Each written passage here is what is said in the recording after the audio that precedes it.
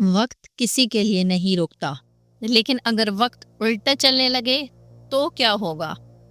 یہ کہانی ہے ایک ایسی گھڑی کی جو رات کے 3 بجتے ہی الٹی طرف چلنے لگتی ہے، اور وہ وقت جو گزر چکا ہوتا ہے دوبارہ زندہ ہو جاتا ہے، مگر اس وقت میں صرف یادیں نہیں آتی، ماضی کے بھیانک آثار بھی لوٹ آتے ہیں۔ لاہور کے ایک پرانے محلے میں ایک حویلی نما مکان تھا جو صدیوں پرانا تھا اور لوگ اسے آصف زدہ حویلی کے نام سے جانتے تھے۔ برسوں پہلے یہاں ایک بزرگ گھڑی ساز رہا کرتے تھے جن کا نام تھا حکیم شفیق۔ انہوں نے اپنی زندگی میں ایک خاص گھڑی بنائی تھی جس کے بارے میں مشہور تھا کہ وہ مستقبل نہیں ماضی دکھاتی ہے۔ ان کی موت کے بعد وہ گھڑی لاپتہ ہو گئی اور وقت کے ساتھ ساتھ لوگوں نے وہ قصے بھلا دیے۔ کئی سال بعد وہ گھر ایک نوجوان آرکیٹیکٹ نعمان نے خرید لیا۔ اسے پراسرار چیزوں سے دلچسپی تھی۔ اس نے پرانے گھر کو ایک آرٹ اسٹوڈیو میں بدلنے کا فیصلہ کیا۔ گھر کی صفائی کے دوران تہخانے میں ایک پرانا صندوق ملا۔ جب وہ کھولا گیا، اس کے اندر کپڑے میں لپٹی ایک گھڑی تھی، پرانی، خستہ حال، مگر اب بھی ٹک ٹک کر رہی تھی۔ یوں لگتا تھا جیسے کوئی خوفناک ساز بج رہا ہو۔ نعمان نے گھڑی کو اپنے اسٹوڈیو میں رکھ دیا اور اپنے کمرے میں آ کر سو گیا۔ جیسے ہی رات کے 3 بجے گھڑی الٹی طرف چلنے لگی، نعمان کو خواب آیا وہ اپنے بچپن کے گھر میں ہے، اپنے مرے ہوئے دادا کے ساتھ بیٹھا باتیں کر رہا ہے۔ جب وہ بیدار ہوا تو عجیب سی خوشبو کمرے میں تھی، جیسے وہی خواب حقیقت بن گیا ہو۔ پہلے تو نعمان نے یہ سب محض اتفاق سمجھا، مگر پھر خواب روز آنے لگے۔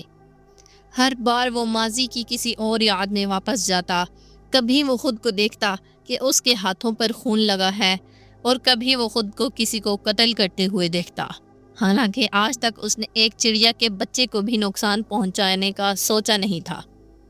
ایک رات اس نے اپنی چھوٹی بہن زینب کو فون کیا اور بتایا کہ اس نے ابو کو خواب میں دیکھا ہے۔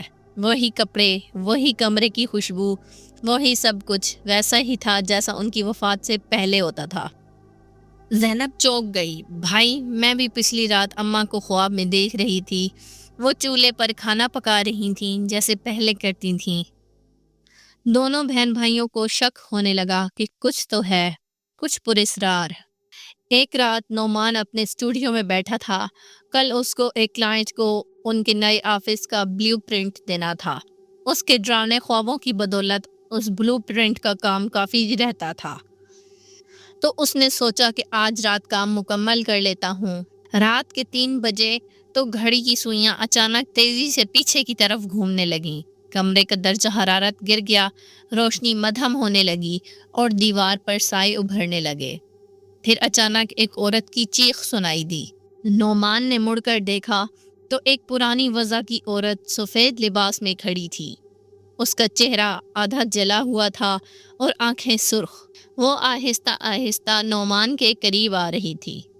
واپس کر دو میری گھڑی، میرا وقت، میرا انتقام ابھی مکمل نہیں ہوا، عورت کی آواز گونجی۔ نعمان نے گھبرا کر گھڑی اٹھائی اور فرش پر دے ماری۔ گھڑی ٹوٹ گئی، لیکن عورت ہنستی رہی۔ اب وقت صرف تمہارا نہیں، یہ میرا ہے اور میں اسے پلٹا سکتی ہوں، تمہارے لیے، تمہارے خون سے۔ یہ کہہ کر وہ عورت غائب ہو گئی۔ نعمان کی جان میں جان آئی۔ وہ اپنے کمرے میں آ کر سو گیا۔ اگلی صبح جب وہ اسٹوڈیو سے بلیو پرنٹس اٹھانے گیا تو اس نے دیکھا کہ کل رات کو جو گھڑی اس نے توڑ دی تھی وہ دوبارہ صحیح سلامت اس کی آنکھوں کے سامنے تھی۔ وہ گھبرا کر باہر نکلا اور مقامی لائبریری سے حکیم شفیق کے بارے میں تحقیق کی۔ ایک پرانی ڈائری ملی جس میں لکھا تھا، میں نے وقت کو قید کرنے کی کوشش کی مگر وقت کسی کا نہیں ہوتا۔ اس گھڑی میں نے اپنی بیوی کی روح بند کی جو مرنے کے بعد بھی مجھے معاف نہ کر سکی۔ اب وہ ہر اس انسان کو اپنے شکنجے میں لے لیتی ہے جو اس گھڑی کو چھوتا ہے۔ نعمان سمجھ گیا کہ اس نے کس مصیبت کو چھیڑ دیا ہے۔ اس نے فوراً زینب کو بلایا اور سب بتایا۔ وہ دونوں مل کر اس گھڑی کو ختم کرنے کا طریقہ ڈھونڈنے لگے۔ زینب نے ایک روحانی عامل سے رابطہ کیا جس نے بتایا کہ اس گھڑی کی سوئیاں صرف وقت نہیں، روحیں بھی پلٹاتی ہیں۔ اسے ختم کرنے کے لیے اسے اس وقت میں واپس بھیجنا ہوگا جہاں سے وہ تعلق رکھتی ہے، اور اس کے لیے تمہیں ماضی میں جانا ہوگا، زندہ نہیں بلکہ خواب کی دنیا میں۔ نعمان اور زینب نے ایک رات تیاری کی۔ عامل نے انہیں ایک خاص تعویذ دیا اور نعمان سے کہا یہ تعویذ اپنے سرہانے رکھ لینا اور سو جانا۔ خواب میں ماضی کا وہ لمحہ زندہ ہو گیا جس دن حکیم شفیق کی بیوی مر گئی تھی۔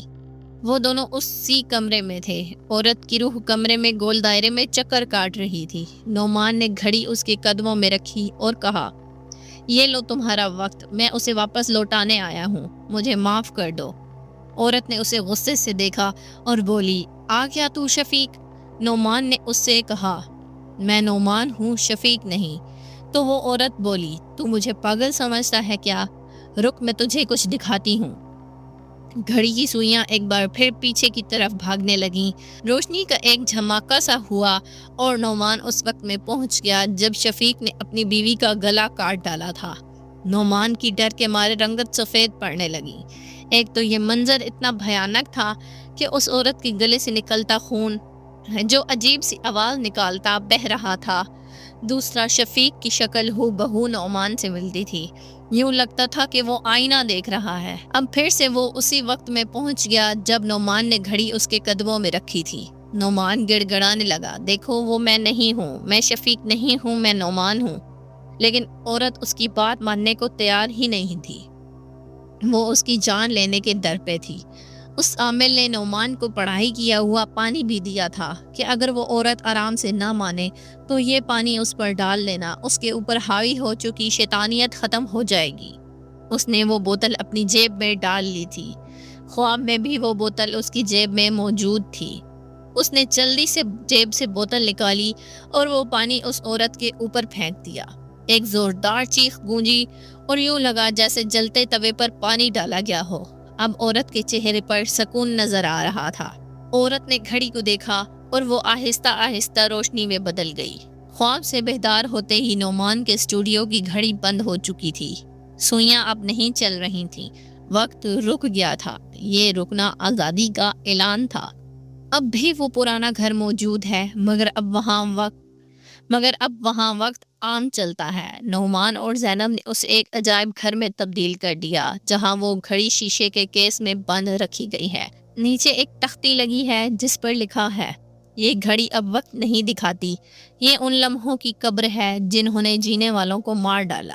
اور جب کوئی وہاں کھڑا ہو کر گھڑی کو دیکھتا ہے تو اسے کبھی کبھی ایک مدھم سی ٹک ٹک سنائی دیتی ہے، جیسے وقت پھر سے پیچھے پلٹنے کا ارادہ کر رہا ہو۔